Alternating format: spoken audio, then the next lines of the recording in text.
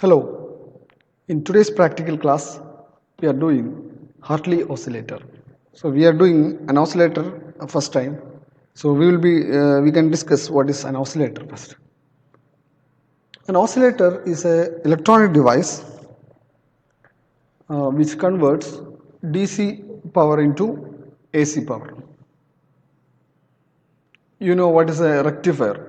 So an oscillator do just opposite to what a rectifier does. Okay, you know what is a rectifier. Rectifier converts AC power into DC power, but here it is from DC power to AC power. I am using transistor amplifier for that. That means the circuit of the oscillator is almost identical to a feedback amplifier. The difference is that here we are not giving any input signal, but we are giving a feedback voltage to the input through a feedback mechanism. So let us see the circuit of the RT oscillator. This is the circuit of Hartley oscillator.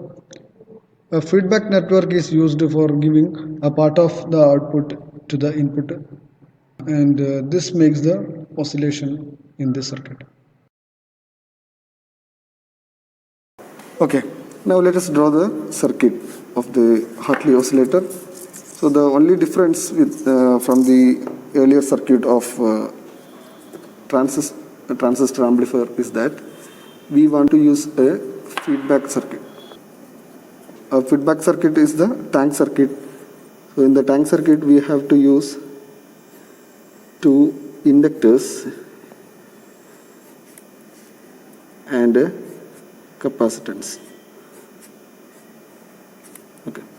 So the common terminal of the inductors is grounded. So this is our feedback element or feedback circuit. The output capacitance is connected to this. Now this is our input. So we have to remove the input in the earlier circuit. We are not using the input signal here. Instead we are giving the feedback signal as the input. Okay. There is no other changes in this thing. So we have kept the biasing resistances as it is, and we have connected the same capacitance in the input and output. Only difference is we have to connect to inductor L1, L2 and a capacitance C1 as in this figure.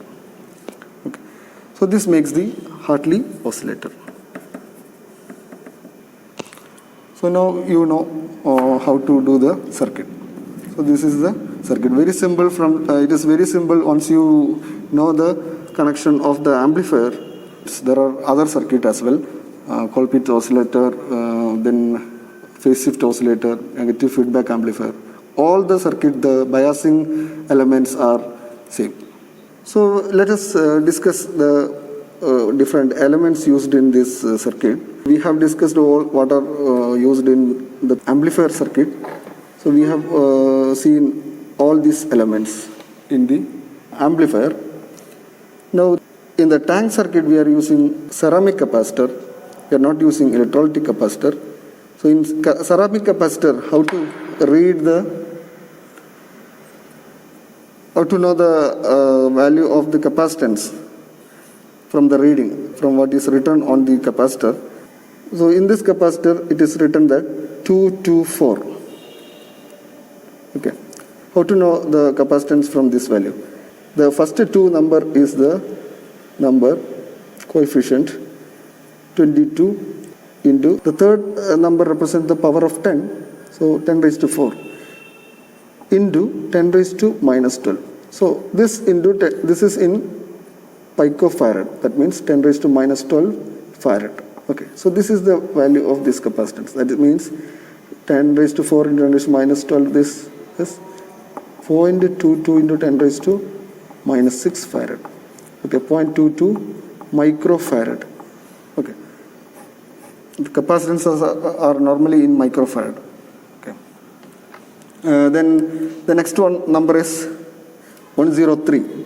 Okay, 103 means 10 into 10 raised to 3 into 10 raised to minus 12, that is equal to 0.01 microfarad. Okay. So this is how you can find out the value of capacitance from what is written on the capacitor. Now the next element we are using in this circuit is the inductor. So inductor value normally it is written on the inductor itself. So no need to worry much about this. In this circuit we are using an inductor of 10 millihenry. Henry is the SI unit of the inductance. So 10 millihenry is the value. So L1 is 10 millihenry and L2 also I am using 10 millihenry. Okay. So this is another inductor. So we are connecting these two inductors in series. Okay. The total capacitance, total inductance L is equal to L1 plus L2. Okay. Now there is only one capacitance, so it is we can use either of these two. Now we can make the connection. This is the output capacitance. This is the input capacitance, and this is the biasing voltage, supply voltage. So in the oscillator, we are giving the supply voltage, DC voltage. So we have to generate an AC signal in the output without giving any input signal. Here we have to connect to the tank circuit as in this figure. So I am connecting two inductors. This is L1. L1 is connected somewhere in this breadboard. One point is grounded. And this is the L2 and 0.22 microfarad is connected across these two inductors. Okay. So this is the tank circuit.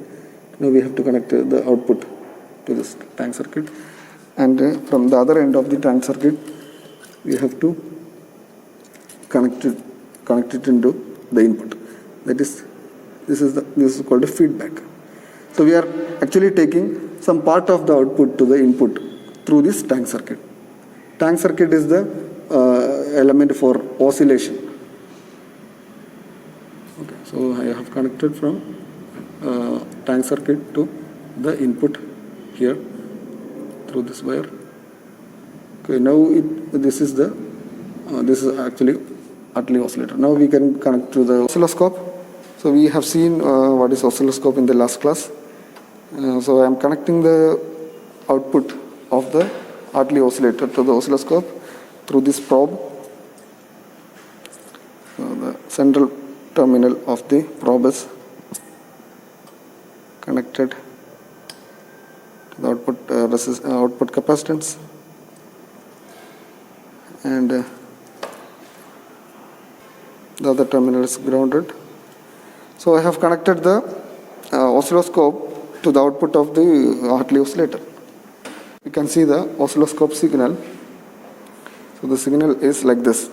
So actually there is a small distortion in this, but we can take this. Anyway, we are getting a AC signal. So this is our aim of using Hartley oscillator. With the DC supply, we are getting an AC signal in the output of the amplifier. So that is why it is called an oscillator. Okay. Now we can measure the frequency of oscillation of the signal. So here, so we can fix it. We can fix a reference point.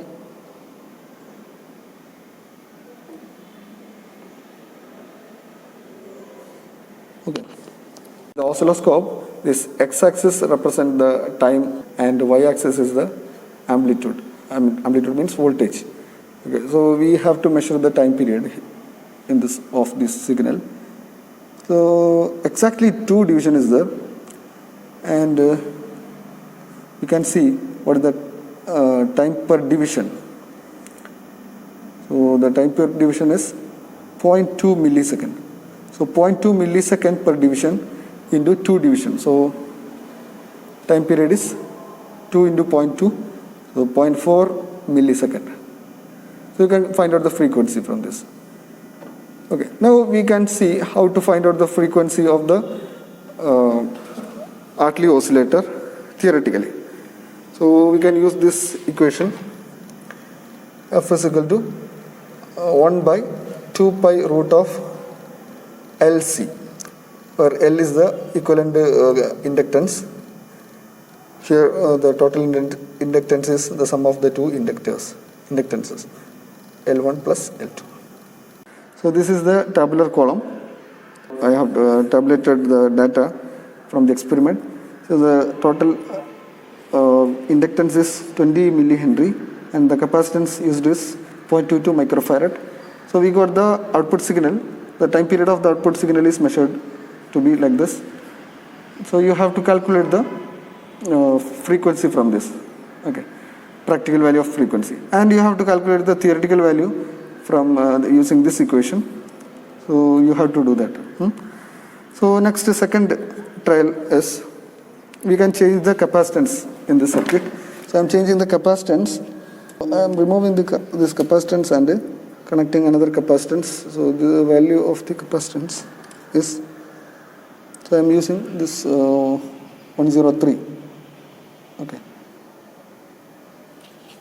103 means 0.01 microfarad. Okay, so this is the output signal. Now we have to change. So better to get the full wave in the entire oscilloscope display. So we can remove, or you can take 10 waves together and take the time period of 10 waves. Here I am taking only one wave.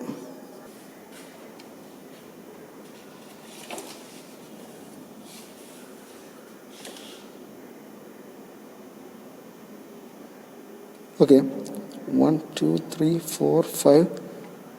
5 point. So it is again, we are almost getting 5 divisions. 5 division, and number of divisions is, sorry, volt per, not volt per division. The time per division is 20 microsecond. Now the capacitance value is changed to 104, that is 0.1 microfarad. Okay, so now the signal is, so this is the output signal. Now we have to change the knobs. Okay, so the time period also, time per division also to be changed. Okay, so this is fine.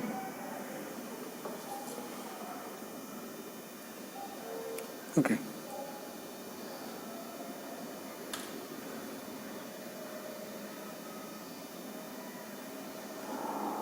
So this is 1, 2, 3, 4, 4.4.